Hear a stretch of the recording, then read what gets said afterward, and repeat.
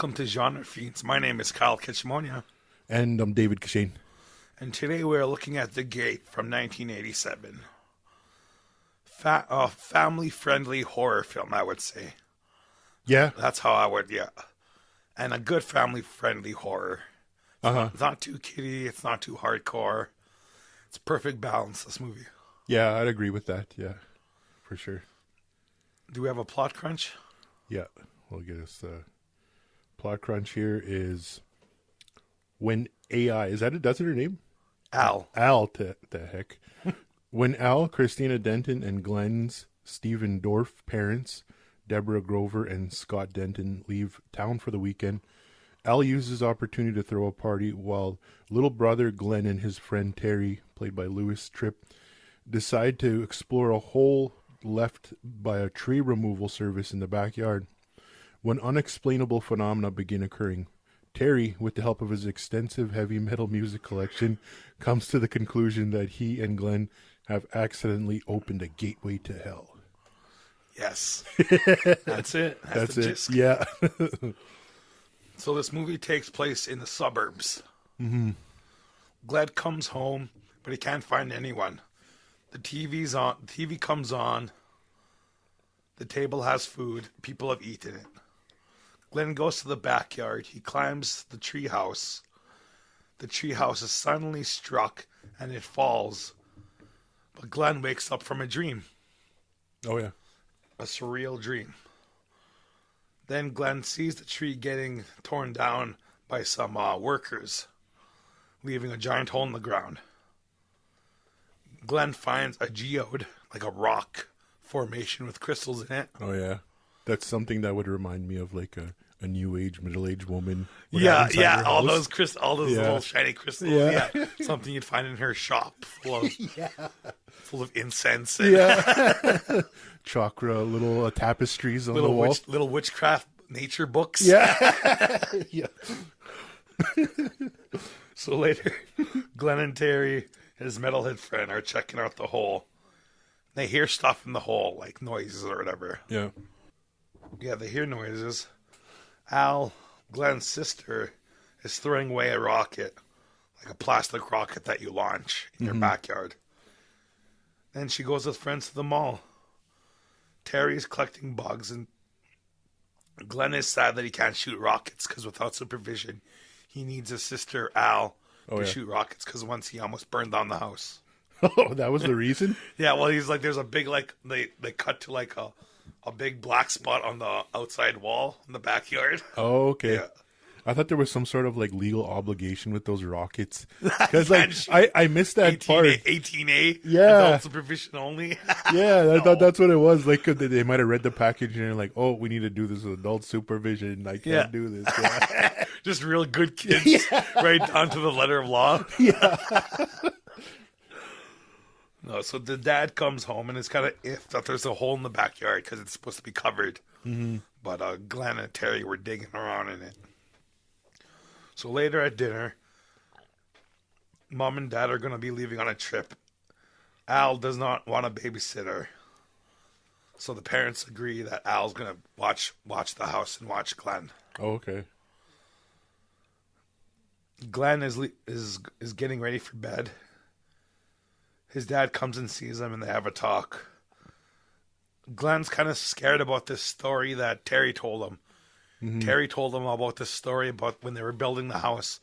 A construction worker pissed off the other construction workers.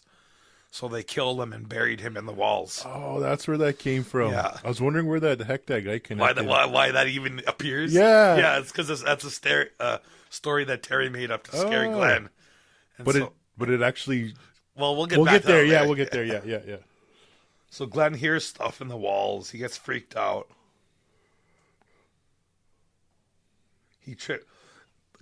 Terry left the moths in that glass sealer, and they're buzzing around, and they're tripping out Glenn as he's trying to sleep, and they're being reflected from the bug catcher onto his wall. It's being like the shadows of the moths are being projected on his wall. These moths came from the hole, right? Yeah. Yeah, okay. So the next morning, the parents are leaving. Glenn and Al are home alone. The parents tell them no parties. Then slam cut to a party. Typical 80s slam cut. Oh yeah. So Glenn and Terry are trying to open the big geode. Uh-huh. They're struggling. Terry wants to go to the party. They break open the geode and the crystals. They see all the crystals. It's called crystals. And they have they have like a kid's etching pad. Yeah. Yeah. I remember those things. And when the geode breaks open, it leaves a mark on the pad, symbols, ancient symbols that are on the pad. And so later on, Glenn and Terry sneak into the party, where they're telling ghost stories. And they start talking about levitation. So they decide to do a ceremony to levitate someone. Glenn, they try to do a bigger guy. They can't do it, so they nominate Glenn. Glenn gets levitated, and he gets out of control. He goes too high, and he hits a light and destroys the light. Yeah. He freaks out and cries and runs away. Yeah. Terry's like, don't worry, man. They didn't care that they saw you cry. Did you ever, remember back in the day, were you ever home alone with your cousins and stuff and try to do any of this crap? Yeah. Man, didn't everyone do Everyone this? did that, yeah. Everyone dabbled in the dark arts at least once. There's something, I don't know where we got this stuff from. Was it from these movies? Or Well, it word was of on mouth? it was on this one, then it was on The Craft. I think The Craft might have... Craft might have sparked it at the time, yeah. Because there's the Light as a feather, stiff as a board. And there was something about concentration I remember hearing where, I don't know, where kids would would try and focus their mind so they could act a certain way. Like, I want to be a dog or something like that, or I want to be a supermodel, and then they would start acting like those things. It's kind of a dumb thing when I think about it now, because I remember everyone would just was just playing It's all psychological. Yeah, it's all placebo effect. Yeah. Yeah. So later on, Glenn's embarrassed. Glenn comes to talk to him. Glenn's allowed to camp over. No, sorry, Terry's allowed to camp over at Glenn's. Yeah. Played by Paul Dano. Kind of looks like Paul Dano. That's what I thought through the entire movie. I was like, man, this guy looks like Paul Dano. Especially on, what's the Girl Next Door? That's what I really thought about that whole time. Yeah, it looks his glasses, same hair, long hair. Yeah. Pale. Yeah. So later on, when they're trying to sleep, Terry goes to the bathroom. Glenn's still tripping on the bugs. And then when Terry's coming out of the bathroom, he suddenly sees his dead mom, because Terry's mom is dead. Oh, okay. He sees her down below in front of the door to the house. So he goes down there and hugs her. It's all ethereal. It's kind of dreamlike. Oh, yeah. I remember liking the scene, yeah. Meanwhile, Glenn sees something pushing through the wall like fingers. Yeah. And Terry's hugging his mom. He then realizes that it's not his mom. It's the dog he's hugging. He screams. Glenn and Al come and see him. Turns out the dog died. Mm-hmm. He was dancing with the dead dog. The next day, Terry is leaving. Terry gets home. His dad is gone because his dad's never home. Uh-huh. And Glenn just looks around, grabs a bowl pizza, and eats it. Yeah, I always thought that was weird. That always stuck out to me. I was like, don't eat that, man. So you don't know how long it's been left out. So Al, at Glenn's house, Al and him are having breakfast. Al wants to phone his mom and dad and tell them about the levitation and the dog dying. Mm-hmm. But Al's like, nuh-uh, because she'll get in trouble for the party. So then Al's friends show up and insult Glenn, and they have a back and forth of insults. Uh-huh. Real 80s stuff. That's right, eh? Yeah. Those little crappy insults, man. I thought I wrote one of them down there. I was hoping you'd write one down. Yeah, well, there's that one. It's kind of later on, and because this is further down there. We'll get to it to remind me. But somebody says they're probably fagging off. That's completely 80s. Yeah. You can only say fag in 80s movies. I know. Although the one later on, pretty close to this scene, when Al's friends are visiting her, Al's crush is there too. Oh, okay. And they're all kind of making fun of him. And then before Glenn leaves, he looks at Al's crush says, "Fag," and then runs away. And Al's Crush like, "Hey." Only back then you can get away with it. I know. And so Terry, meanwhile, Terry's rocking out to his metal album. Yeah. In his cool metal room with all his posters. And I always thought Terry's room was cool. Yeah. I always thought Terry was a pretty cool kid. I was thinking about this yesterday when I was watching this. I was like, Kyle probably crafted a little bit of his teen years from this guy. Yeah. Because I see, the metal jacket with the vest. Yeah. And you kind of have a little bit of like patches. Yeah. And then in like, Judas Priest and Iron Maiden, 80s British heavy metal and stuff like that. Yeah. And so he's listening to the record and there's like a segue in the record where like this guy's talking. And it's talking about the age of demons and like and Terry kind of starts paying attention about the demons, and he figures out that that's what Glenn's problem is. They've opened a gate to hell, and there's demons afoul. Yeah. Before the beginning of time. The beginning of time, the demons ran the world. Stuff like that. Yeah. Just a bunch of jargon. Yeah. Al's friends try and convince her to go to the beach, but she can't because she has to deal with Glenn and the dog.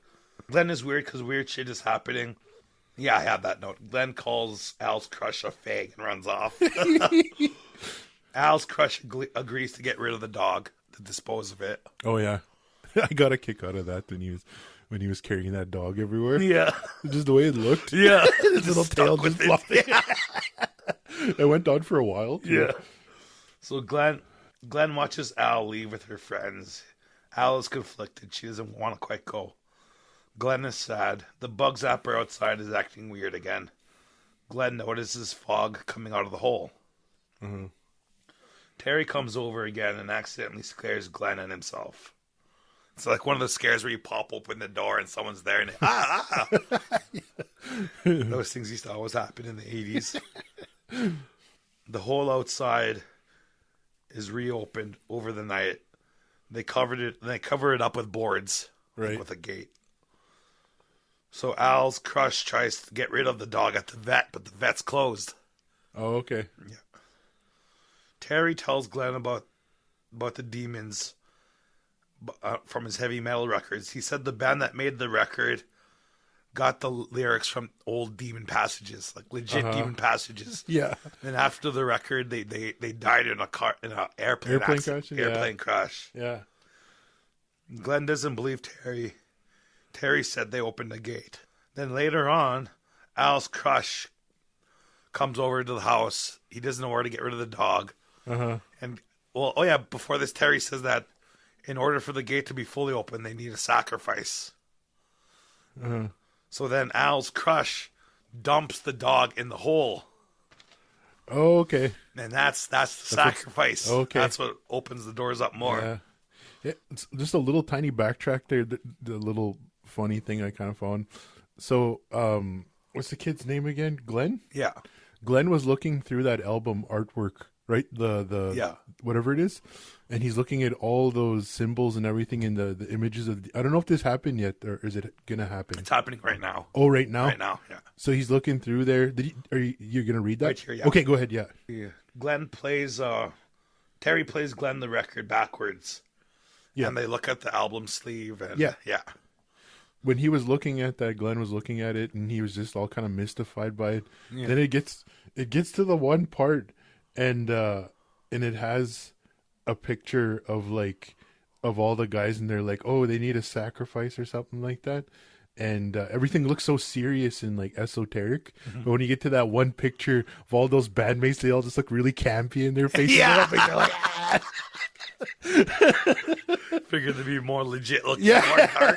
Well, everything else looked pretty good, eh? Yeah. Like in the artwork, and then it gets to them, and they're all like, or no, they were doing the light as a feather, stiff as a board thing, levitating something in that picture. That's what it was. Yeah. Yeah. So later, Terry and Glenn are trying to do a ritual in the backyard.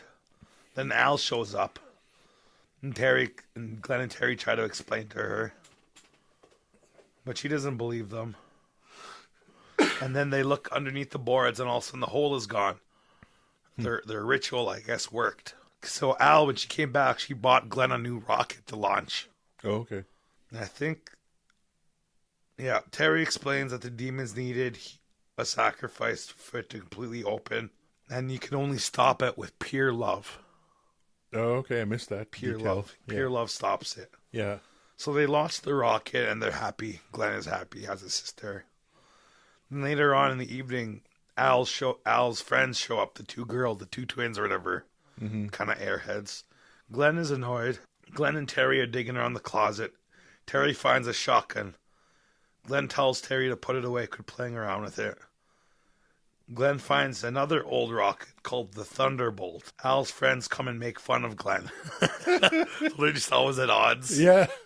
That's where there's some back and forth. Yeah, Glenn has some comebacks. Yeah, again, 80s insults, yeah. So Glenn and Terry are chilling in Glenn's room. Terry's falling asleep. Glenn is reading the album notes. Maybe this is where... This is probably where it was where I seen that, yeah. Because they kind of close up on it, yeah. Yeah. Then shadows of a demon appear on the wall. Little demons. Yeah. Shadows. Well, we don't know that they're little yet. Okay. Yeah. In the room, Glenn is tripping on the bugs again. As a bunch of them are on the window. There's a bunch of moths on the window now. Oh, yeah. Like a bunch. Yeah. And the window breaks open and the moths all come flying in. Glenn freaks out and calls Al. Al comes in the room. They try to wake up Terry. They're like, hey, Terry, wake up. He's all covered up. Uh-huh. And all of a sudden, Terry comes walking in behind them and asks them what they're doing. They look at Terry. They look at the body sleeping in the bed. And turns out it's the dead dog. They scream. They're backing up. Then all of a sudden, a huge demon arm pops out from underneath the bed. Grabs Al and tries to pull her underneath the bed. They get free. He grabs a sock. That's about all he grabs. I was pretty surprised by that too, that whole scene, because I thought there was going to be more of this kind of like, she doesn't see what's happening. I thought that was going to kind of go on throughout the movie. It just immediately a demon hand comes out. Yeah. Grabs at him, yeah. She's immediately on board. Yeah, because I thought that would have took a little longer. Or she'd be like, there's nothing here. Yeah. There's an explanation for this. Nope, demon hand. I thought little tropes would have went on for a while. Okay, they all run downstairs to the front door. Then when they get outside, Glenn sees his parents outside. Mm-hmm. His parents are there. He runs up to them and hugs his dad. Then all of a sudden his dad, this is a famous line. You've been bad. Me and my cousins always laugh at that and say that to each other. And so he grabs Terry, lifts up Terry. Uh-huh. Terry freaks out and smushes in his dad's face. Yeah. His dad's face turns into like liquid. Oozing all over Glenn's hands, drops him. And the mom is just standing there laughing. Like just evil, maniacal laugh. Yeah. And so Glenn runs inside. Then he looks back outside. His parents are gone. Yeah. It didn't happen or something. Uh-huh. So all the doors in the house slam shut. The lights go off. Now they really have to shut the gate. They go to the backyard. Al goes outside first. She doesn't notice that there's a bunch of little demons at her feet. Mm-hmm. And this is the introduction to the little demons. Yeah.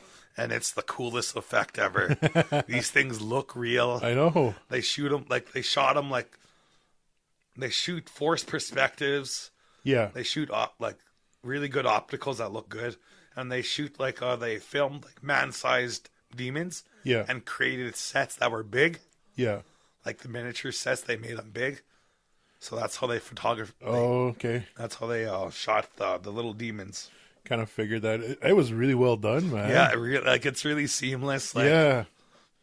Like I thought, like going back to memory, like I was talking about how I, when I was chatting with you, how I stumbled across this movie on TV when I was younger. Mm-hmm. And I remember some details of it. Remember the little critters and stuff.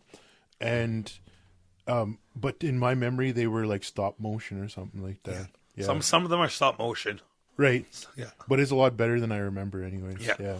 Doesn't look like stop motion because stop motion you can really tell right away. Yeah. Different frame rate. Yeah. They got the frame rate down really well in this. So a little demons are chasing Al. Al gets inside the house. Then they notice a little demon arm stuck in the door. Terry yells, freaks out about it. Then all of a sudden, the arm comes apart and little squids appear, and they run underneath the door back outside. Oh, okay. I think that one is stop motion. The little squids. Yeah, I think I turned away from the TV at that point. Oh, okay. Not that I was scared, but I was just like, I must have been on my phone or something like that. Yeah. I can't watch this. Yeah, close my eyes. And the one friend faints. The phone rings. Al answers it. And once again, it's the parents. You've been bad. On the phone. So the phone lights on fire and the phone melts right in front of them. That was a cool little effect. Yeah, I thought that was cool too. Terry says they have to shut the gate right, but the spells are in the basement. So they go to the basement together. While they're going down there, Glenn looks at a family photo, and everyone in the photo is dead. Mm.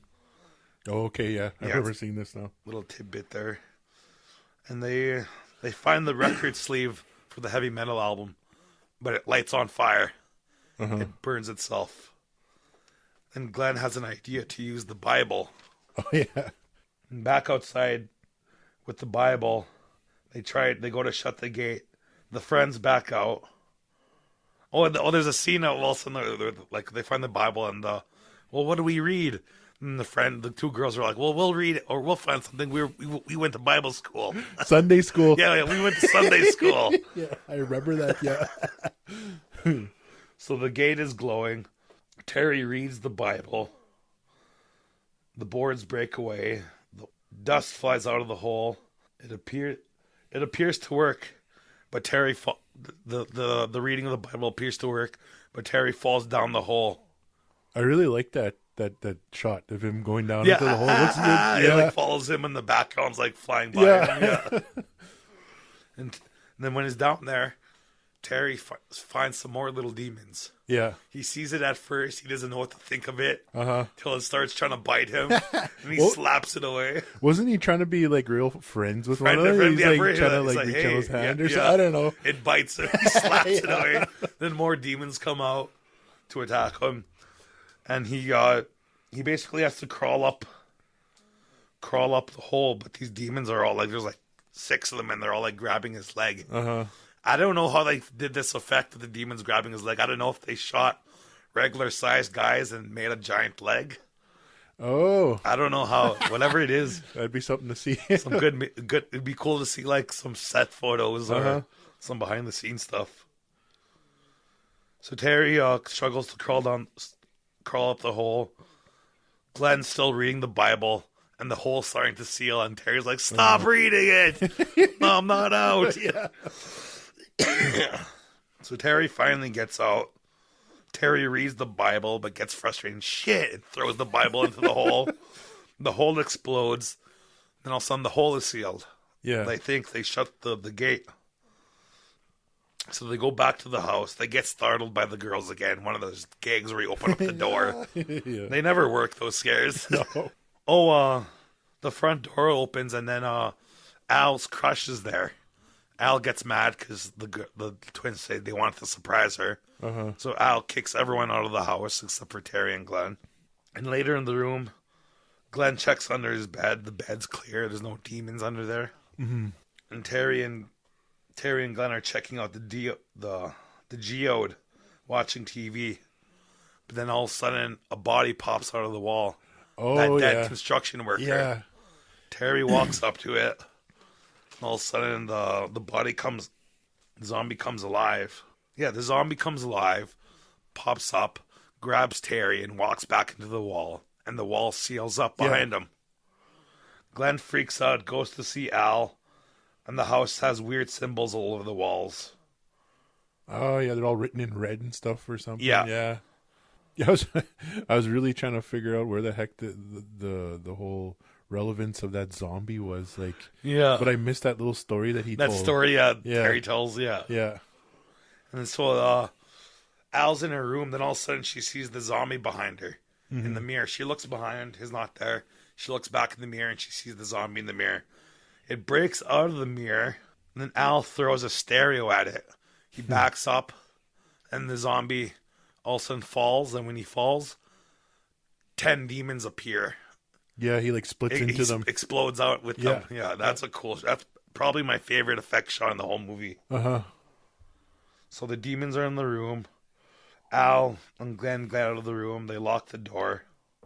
The demons are breaking through the bottom end of the door. Glenn goes to grab the shotgun. And Glenn runs downstairs to the closet and grabs the shotgun. Then all of a sudden, a demon version of Terry appears and bites him. Oh, okay. So, yeah, he looked pretty freaky. Yeah. He had like little elf ears. His eyes are all messed up. Yeah. Yeah. So Al stabs Terry in the eye with a doll leg. Oh, yeah. So he has a little doll sticking out of his face. Then he hides. And then Glenn notices that there's a demon watching from the stairs. That's that zoom up shot. Uh-huh. Glenn looks all of a sudden and there's a zoom up shot on a demon looking down from the stairwell. Oh. Cool shot. I think that's used in a lot of the promo of that show. Yeah. Definitely. And so Glenn and Al hide in the closet. They're loading up the shotgun. All of a sudden the zombie pops out of the closet. Al shoots it with the shotgun, but he grabs her. And he throws Glenn out of the closet and he takes Al away. Just like he took Terry. Yeah. Glenn figures out how to stop the demons through love and his rocket. The floor breaks open in the house. Glenn goes upstairs. He finds the rocket, the thunderbolt, gets it ready. Then all of a sudden a giant demon appears out of the floor. This is the one from that album. Yeah, the album cover, the album sleeve, has multiple arms. Yeah. Pretty cool looking monster design. This thing for sure stop motion. Yeah, you could tell. It was reminding me of like old Clash of the Titans. Yeah, only because like it'd be impossible to make something like this in real. Yeah. Has to be stop motion. Glenn faces off with the giant demon. Then all of a sudden Glenn looks down on his hand and there's an eye. Right. An eye appears in his hand, eyeball. The demon goes back underground. Glenn looks at the gate. Oh, and a vortex comes out of the gate, popping out of the gate into the sky. Yeah. Just like my science project, where I always seeming to do movies with vortexes. It looks like at that point they were going to start taking over the world, eh? Yeah. Well, they needed 2 human sacrifices, and they got its 2 human sacrifices. Oh, okay. Yeah. I get that or 3, now. the dog, Terry, and then Al. Yeah. So Al says, "Take me instead. Take me."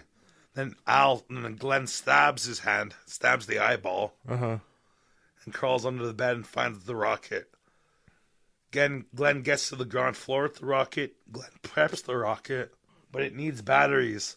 So Glenn finds the flashlight that he dropped earlier and puts the batteries into the rocket. Then the giant demon pops out of the hole again. Glenn fires the rocket into the demon's chest.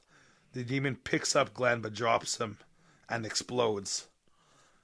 The rocket flies into the demon's chest. It kind of absorbs it almost. Absorbs it at first. It looks like it didn't do anything. Yeah, then all of a sudden light appears out of the chest and it explodes. And it has the funniest special effect ever of Glenn flying out of the house. And he's like somersaulting out of the house. Yeah, that was great. Like, I don't know how he even survived that. That looks pretty traumatic. Yeah, your body would be done in after that. The G's from the force. Yeah. And the landing. His organs would have been all done. Yeah. Bones. And then fireworks appear in the sky and the vortex vanishes. Yeah. Morning comes. Glenn is in the house. It's totally trashed. Then all of a sudden the dog, Al, and Terry all come walking out of the closet. They're alive. Oh, okay. And happy ending. That's where the movie ends. Huh. On a budget of $6 million, Okay. it made $13.5 million. So it wasn't a huge hit, but it made its money back. His money back, yeah. So it was somewhat of a hit. Uh-huh. And the movie was a collaboration between Canada and US. Right. Which I thought it looked pretty Canadian. Yeah. I don't know what it is. Like, probably you could tell me. Why do Canadian movies look like Canadian movies?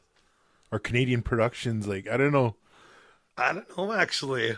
Because when I was a young lad, Master David, you know what? When I was younger, Yeah. I used to watch like YTV a lot. You probably watched a lot of YTV, but there was just something about like Canadian shows that I just looked at them and I was like, why do Canadian shows have to look like this?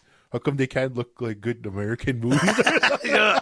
Or just like even the TV shows, you know? I Some of think them. it's purposely. It's just so we have our own identity. Yeah, Yeah. because like it just felt like even like I don't know what it is, they use certain kind of lenses and cinematography or something like that. Well, technically, Titanic's Canadian movie, Really? Canadian money, Canadian director, Uh-huh. Canadian crew, filmed in Canada. The only thing that was American was the cast. Oh, okay. Yeah. Huh. Yeah, and I just had that feeling like, because Well, it kind of there's parts of this movie that remind me of Degrassi, yeah, really, like old Degrassi, like the Friends, like just all that little whatever stuff. a Yeah, little camaraderie between them, and then of course they got the style that looks a lot like them too. You Yeah. know, fashion. the fashion. Yeah, Yeah, that's I felt that too. It was like a little Degrassi kind of feel to it, and a lot of the day stuff reminded me of, I don't know why, but like Ginger Snaps. Oh, really? That's Yeah. a Canadian movie. Well, yeah. too. Well, it's suburbs too. Canadian Yeah. suburbs. Yeah. Yeah, so there was just I was just kind of getting reminded of Ginger Snaps for some reason, even though I haven't seen that for a really long time. Yeah, Yeah. yeah, but I don't know. It's not the. I look back and I don't think there's nothing wrong with Canadian movies and stuff. I like them, Yeah. but it's just that when I was a kid, I was just really disappointed all the time, and I was like, why does Canada have to be second rate? Yeah. What's wrong with our cinematographers? There's like 3 of them in the whole country. Yeah. They all work together. Went to the same school, graduated same year. Yeah. No. And so the demons too. I like the demons in this movie. They're evil, but they're not overtly evil, or Right. or they're not like sacrilegious demons. Like this is very tasteful demons. It's not. Uh-huh. It's evil, but it's not satanic. Right. Yeah. Well, when I was watching that too, I really thought about those little guys. Like they seemed like pesky or like pesky. Yeah. Pesky little guys, but they weren't like gnawing. Like they were gnawing on their skin, but they weren't like ripping off fingers or anything Yeah. like that, or like Yeah. doing like pretty evil stuff. Yeah. And even for that big guy too, like he didn't seem that nefarious. Even though, well, eventually if they didn't They succeed, take over the world. Yeah. they would have took over the world, right? They would have reigned again like they did before, as they said in that little text. But yeah, I didn't feel that they were like super evil kind of guys, Yeah. Because I thought I didn't know it was really like a family Yeah. friendly kind of show that you could kind of sit there and watch with your family or something. Mm-hmm. Yeah, although I don't know if I'd watch it with my family. Yeah. But it has that appeal that you could watch it a couple of parents and their older Yeah. kids. It's safe. Yeah, Yeah. like there isn't a ton of gore inside or anything like that. Yeah, but I enjoyed this movie, man. It was pretty good. And like I said, I only scrolled through it on TV one time, Yeah. and I might have mistaken it for a different. Was there a point where somebody had a Walkman? No. No. Okay, maybe I'm thinking of a different movie. Is there another movie where there was another rocker kid? Horror movie? Trick or Treat.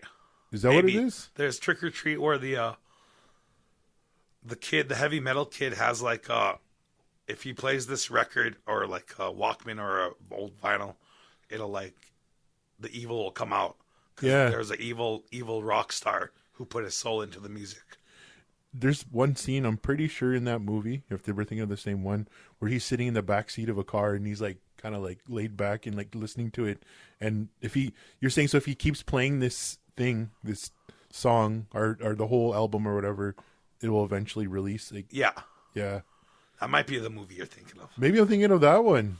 Yeah. I don't know. There was just that whole tie to the heavy metal kind Heavy of rock. metal, yeah. Yeah, and then it's a horror movie and stuff. But I'm pretty sure I just remember seeing the Gate, a lot of promo stuff around, and of course this kind of has like its little cult following after Yeah. a while, so it got popular probably later on. Well, this has a sequel to the Oh, Gate. okay. The Gate 2. Uh-huh. Except you're not following Glenn. It's about Terry. Oh, okay. Glenn's family moved out Yeah, of the neighborhood, and Glenn still lives in the same house. yeah. And he has like an obsession with what happened. Mm-hmm. But then he figures out how to actually open the gate but control it. Oh, okay. and that's the whole movie's about him trying to like control the gate, and yeah, it's not as good, not as fun, but the effects are still good. Same Okay. director who came back Yeah. 2 years later. It was directed within those 2 years? Yeah. Or it's like set 2 years? Or... Set 2 years and directed within those 2 years. Oh, okay. Yeah, it's pretty good too. Yeah. Not as fun though. Not as fun. Not as fun. Kind of older, a little more mature. Uh-huh. Oh, okay. I thought this movie that like the feeling of it. Well, we're going to talk about another movie too after in the next episode too. Mm-hmm. We're going to compare the two eventually, and I'll give some thoughts like what I think comparing two of them. Yeah. But yeah, this movie had like a real like a nightmarish feel to it. Well, the whole movie's like a dream almost. Yeah. It's very dreamlike. Yeah, because it just you get that feeling that they can't escape what's happening and they're powerless to it. Yeah. You know, and so like all the time, like when things kind of pop up, it's like what they're doing is kind of doesn't have much effect on the evil or the demons or whatever they are. Yeah, yeah. And even how they think. Well, how many times they try and think they shut the gate, Yeah. but they didn't. Yeah, exactly. So the other thing too, I have a couple questions because I did start it like a few days ago and then I finished it last night. So not everything is like really strong in my memory, but like, so they opened the gate technically, right? Or who opened the gate? Did they collectively all kind of open the thing? Yeah. Yeah. Yeah. During the part, well, they opened the gate, and then they did the levitation. The levitation was part of the ceremony to open up the gate, Okay. and then the dog being dumped into. Okay. How it matters. Yeah. So all these things kind of just came together. Yeah. Almost like, but it was By luck. By luck, because it was like very disjointed. It's not Yeah. like a concerted effort. Yeah, it's not like someone went there like open this or Yeah. or the demons weren't actively like Uh-huh. like they were. No one scheming. It just kind of happened, and they're like, oh shit! I guess we better get ready. Yeah. So it all kind of just by chance happened. Yeah. Like that. So it seemed like it felt like what they were trying to do in the Ninja Turtles for a second there, where they showed the Ninja Turtles in that script, the scroll. Yeah. But that went nowhere. Yeah. Where this kind of felt like, oh, it has to happen in order for this. All these things. Kind of come They into play. all come together. It works out, right? Yeah. Yeah, this movie doesn't have any subplots that don't work. All the subplots work, you know. Yeah, which is why, like, you know, I think it's quite entertaining. It's like it's a good watch. Yeah. I was having fun time watching it too. Yeah. Yeah. Well, I grew up with this movie. You did, eh? Yeah. Did you own it? No. No, just like Rented it. Rented it? like a bunch of times from Oh, the same okay. Movies R Us. yeah, yeah. Rented it from old Irene. Uh-huh. I because like I don't know if we talked about this on one of the other episodes, or me and you just might have a conversation about Movies R Us, because still one of my favorite movie stores ever was Movies R Us. Yeah, There's just the good memories of going there Friday night and stuff and getting some chips and whatnot, and then probably get a video game and then get some old rentals. That's what I always just got. $6 for 6 movies. For Yeah, 6 days. 6 days. You get a whole week, Yeah. and then your whole weekend is just watching movies. Like, it's pretty awesome, man. That's a good deal. And then of course the new rentals are like $5. Yeah. But every once in a while, if I was there with my mom and dad, usually with my mom looking for movies, because she was teaching all week and she just wanted to go and relax after everything, I would sneak to the horror movies and kind of look at them. Yeah. Oh yeah, because you weren't necessarily allowed to. No, I wasn't allowed to watch horror movies at all. So I'd kind of look at them every once in a while. I was like, oh, this one looks scary. And I remember seeing The Gate too. Yeah. Another one that I thought would look very scary. You would not going to believe this. Troll 2.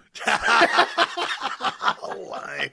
I looked at it and I was like, oh, that's got to be a scary movie, man. Little did I know that a lot of these horror movies were pretty bad. Yeah. Like, it's a huge section, like, for a lot of the old, there's, like, tons of horror movies from back, like, it was throughout Well, the for 80s. every one good movie, you get 5 bad ones. Right. And I didn't know that a lot of these movies, they just looked scary. Like, a lot of the promotional stuff, the marketing looks kind of like it's going to be scary. Yeah. But the movies are just kind of cheap, Yeah, but, like, I don't know, like, The Gate was one of them. I remember seeing the tape of, Never did rent one of them. Watch horror movies when I was later on in life when I was on my own. And I was kind of like, I don't know if it's my favorite genre, but Yeah. every once in a while I'll watch something too of it. Yeah. Yeah, I don't know if I have any like big kind of thoughts. Yeah, I was talking about Paul Dano. Those little moths though look pretty bad when they came out of the hole. Yeah, it's probably the only effect that doesn't look great. I don't know what kind of effect is that. It's like some sort of screen effect or something. Yeah, it's like an optical. Maybe they probably filmed the moths, and then they like layer on top of the whole like of the film. That comes back again after too. That same effect, like you see it a couple times in the movie, and that stuck out a lot, man. Even though I was watching a really bad copy, and you know how like I think back in the day they banked on movies being played in VHS. Yeah, definitely. So they could cover up some of their budget. Yeah. So, but on this one, even though I was watching a really bad copy on YouTube, it still popped out as really bad. But everything else was just so good in it, right? Yeah. So you have this one kind of... the most mundane effect looked worse. Then the really complex stuff looked good. Yeah, so maybe it was a strategy in the end. Yeah. But that one, I really thought that was a sad scene when the dog died, though. Yeah. Like, it was just really sad. Yeah, but then everything else with the dog was kind of funny to me. Yeah, keeps popping up somehow. Yeah. Well, the dog lived at the end. That's right. Even though the dog's like 97 years old. That's what he said, yeah. Just an old stiff dog. Does it even really like pop up in the movie before they show it dying? Is it kind of in the background? Yeah, it's in the background. Oh, okay. Yeah. It's there at the party and people are like feeding it food and... Yeah, that's right. That I don't know. I can't say enough about the good effects in this show, and like especially that scene where Terry, right? He's fallen into the pit. That was really good. Everything in there with the little demons, and then when he's coming out too, there's that last part. It just looks really good, man. I just thought everything was just so like everything with the framing, and I don't know, it just all looks so good. Him coming out of that pit when he finally gets out of there, and they're all just like scrambling to get him out. They put a board there, and then he oh no, that's the swing, right? Yeah, the swing from the fallen tree or whatever. Yeah.